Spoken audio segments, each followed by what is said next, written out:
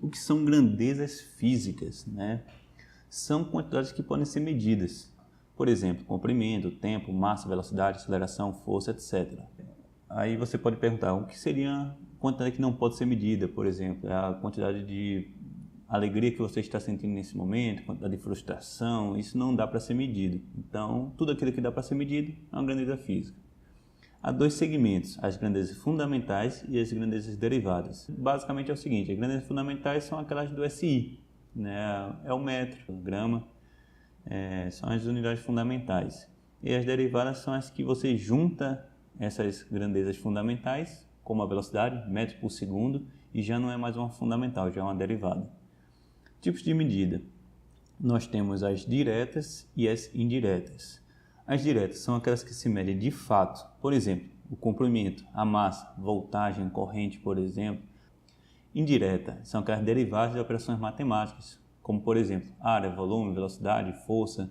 Então você pega as medidas diretas que você mediu ou que a questão te informou e você faz operações matemáticas, né, cálculos, multiplicação, soma, enfim, e você encontra um resultado. Essas são indiretas.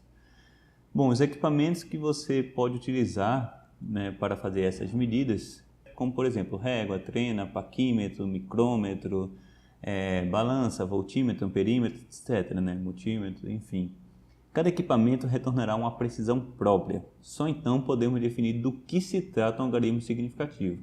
Agora vamos lá, algarismo significativo. São todos os algarismos contados da esquerda para a direita a partir do primeiro número diferente de zero, isso é importante. O último número é chamado de duvidoso e os demais de certos ou corretos. Temos uma régua, que ela é utilizada para medir pequenos comprimentos.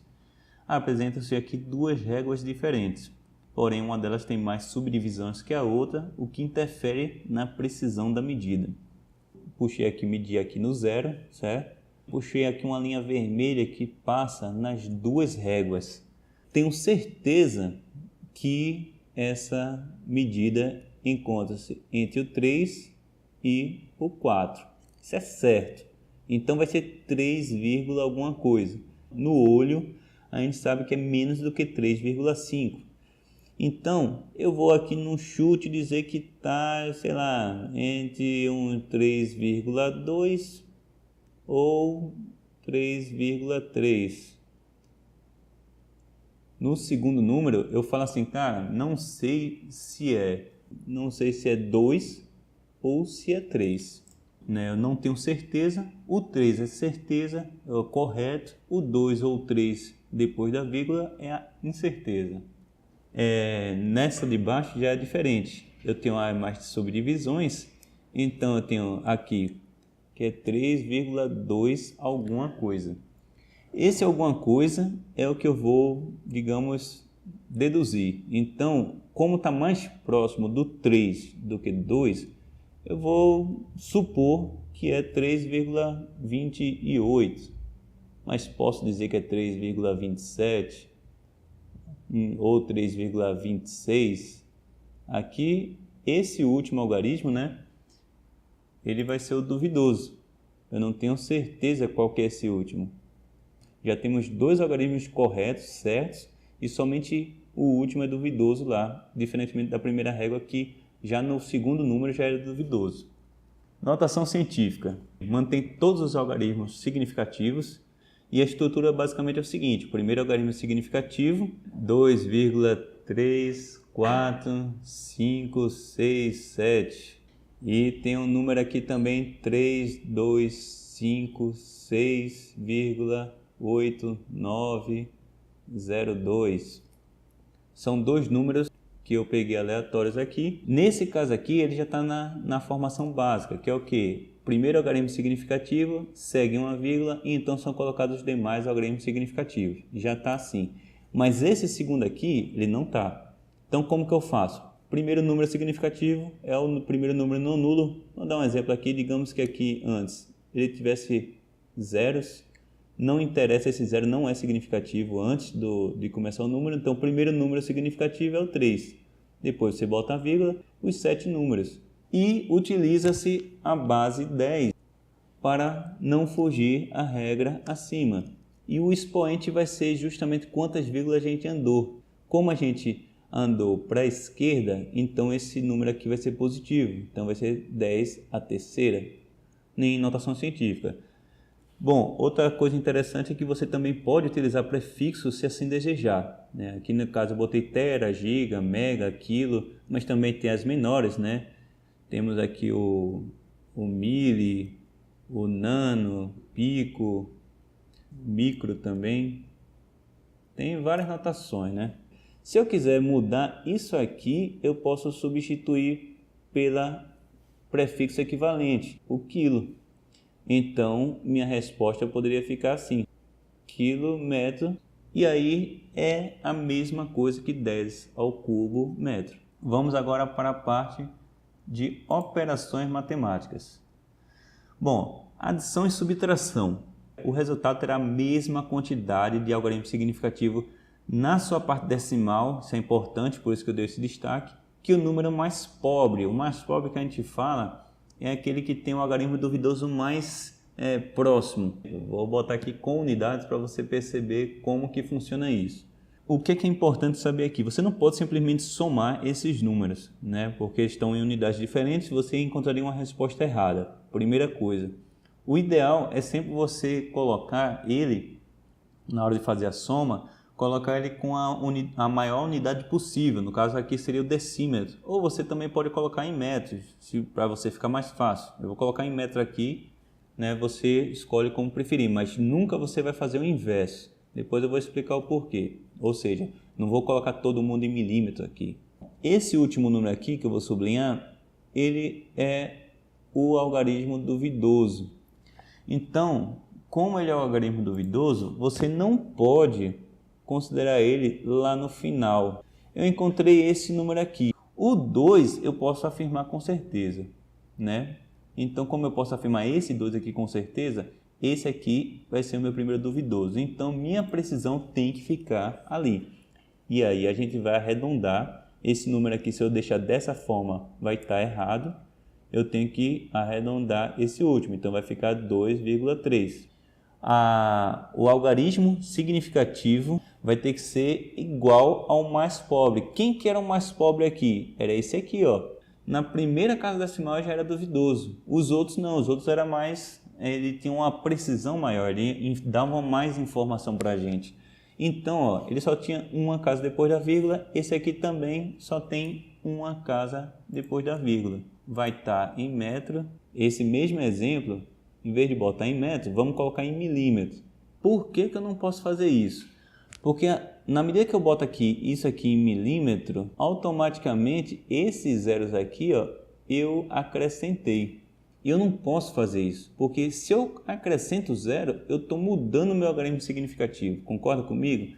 Agora meu algarismo significativo, o último, o duvidoso, não é mais um 1. É esse zero aqui. Assim como é esse zero aqui, eu não posso afirmar isso, né? Vamos cancelar isso aqui, eu coloquei um número aleatório, na hora de transformar ali eu esqueci de um número, né? Vamos dizer que não é mais 11,1, e sim 11 decímetros. Aí sim, convertendo para metro, ficaria 1,1 metro. Então, desculpem esse lapso. Na subtração, é a mesma coisa. Novamente estão em unidades diferentes. Vamos botar na maior, que seria decímetros. Primeiro você tem que destacar quem é o duvidoso. 11,67 decímetros nesse caso. Tá certa a minha resposta? Não. Por quê? Eu considerei aqui o algarismo duvidoso duas vezes. Eu não posso ter dois algarismos duvidosos, somente um. Então o que a gente vai fazer? Vai arredondar. Aqui está correto. E mais uma vez, pode perceber que a resposta na mesma quantidade na sua parte decimal do mais pobre anterior. Então, o anterior aqui, ó, esse aqui tinha duas casas decimais, esse tinha um. Esse aqui era mais pobre, manteve-se aqui o mais pobre. Então, na soma e na subtração, mantém-se essa regra. Beleza? Agora, na multiplicação e divisão, é diferente. O resultado vai ter a mesma quantidade de algarismos significativos que o número mais pobre, e não somente na parte decimal, é o número como um todo. Isso aí faz uma grande diferença. E esse aqui é o último, então eles são os algarismos duvidosos. Tudo que esse cara multiplicar, o duvidoso multiplicar, também se torna duvidoso. Eu vou dar uma sublinhada aqui para você perceber o seguinte. Esse primeiro aqui, que foi multiplicado com o 2, ele, digamos, contaminou todo mundo. Beleza? E o que tem o 7 também foi contaminado.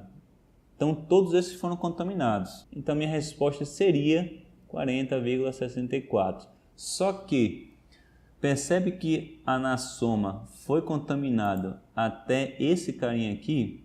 Então, a minha conta final, ela vai ter que me dar como retorno 41 metros quadrados. Multiplicação funciona assim, divisão a mesma coisa. E beleza, você falou sobre soma, subtração, multiplicação e divisão. E o resto, né? E as demais operações? Aqui inclui potenciação, radiciação, etc. Bem como as funções especiais, tais como as trigonométricas, hiperbólicas e todas aquelas outras lá de funções. E as conversões de unidades aqui também se engloba, né? Se eu pegar metro e transformar para pé, para polegadas, se eu pegar grau Celsius e transformar para Kelvin, para Fahrenheit. Então essas mudanças de unidades também seguem essa regra. Qual que é a regra? Utiliza-se a mesma quantidade de algarismos significativos dos números originários. Se eu pego aqui 2,3 eleva ao quadrado, essa é a resposta que a calculadora me dá, mas se antes ele só tinha aqui 2 algarismos significativos, tendo esse aqui como último duvidoso, aqui só pode ter 2 algarismos significativos. Então, o meu algarismo significativo, o último, vai ter que ser na segunda casa decimal. Então, isso aqui está errado, 5,3. Assim como radiciação, também função trigonométrica, por exemplo. Quando você pergunta quanto é o seno de 30, meio. Mas se você fala o cosseno de 30, todo mundo sabe, vai dar um número infinito. Só que, como você está usando o cosseno de 30 graus, 30 são 2 números significativos. Você deveria responder com 2 números significativos. Então, aqui ficaria 0,87. Isso seria o correto. Agora, é diferente de, por exemplo, se você pega aqui, ó, seno de π sobre 6. Não sei se você lembra, π radianos. Π radiano é 180, dividido por 6 seria a mesma coisa que 30. Π é um número infinito. Se π é um número infinito, a precisão da resposta também vai ser infinito. 0,500 até o infinito.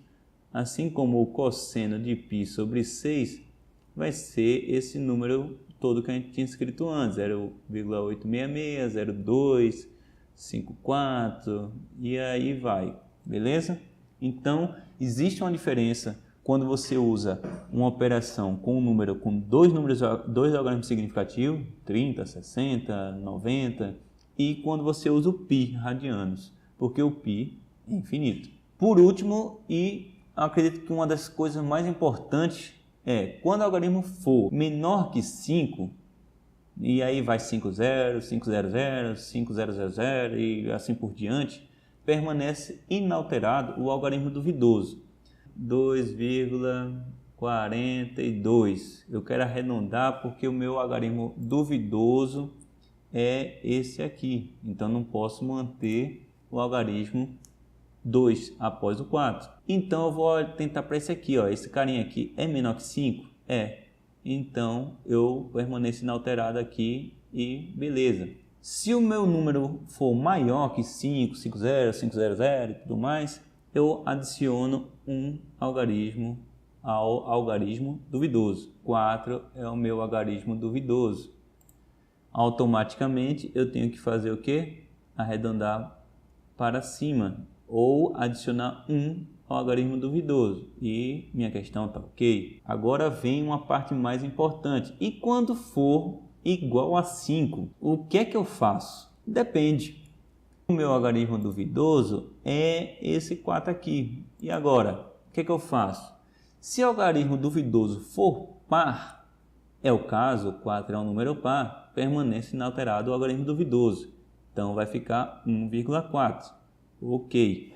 Agora, se o algarismo meu for ímpar, 1,35, só para acrescentar aqui, eu posso ter vários, né, zeros depois. e eu tiver como o algarismo duvidoso esse carinha aqui, o que é que eu vou fazer? Eu vou adicionar 1 ao algarismo duvidoso, 1,4 também. Esse número vai ter que ser analisado se ele é par ou se é ímpar, para só então fazer o arredondamento, se vai adicionar 1 ou se vai permanecer o mesmo, ok? Se vocês tiverem alguma dúvida, deixe aqui nos comentários, curte aí, comenta, compartilha com seus amigos.